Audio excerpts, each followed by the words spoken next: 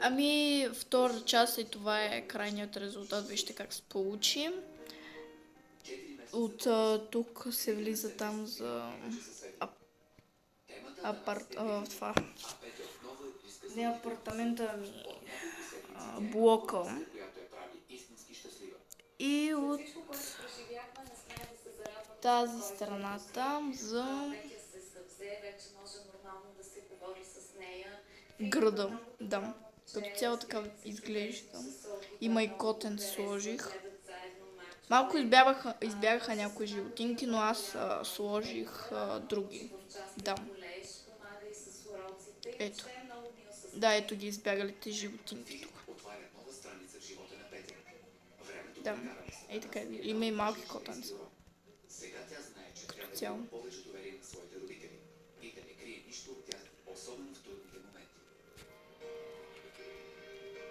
Извадихме късмет с това момче. Не я разглежда нощно време като предишните поразни нощни заведения, не се занимава с съмнителни дейности. Добре, повярвайте. Силно се надявам да не играем наистина да излезем на плейс. Филип, много ми е хубаво. Запознахме се на един рожден ден, като бяхме неразделни. Харесваме как ме гледа, прави всичко за мен, важно за всяко нещо и е супер готин. Нямат нищо общо с най-добро. С помощта на своите родители, Петя успява да се измъкне от трудната ситуация. Тя намира и приятел, на когото може да разчита. А 35-годишният Атанас плаща цената за безразсъдното си поведение.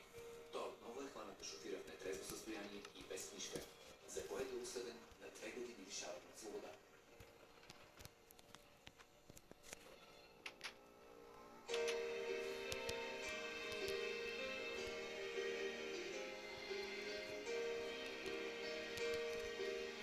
Това е като цяло това видео, хора. Абонирайте се за това канала, с една голяма камбонка и палец нагоре.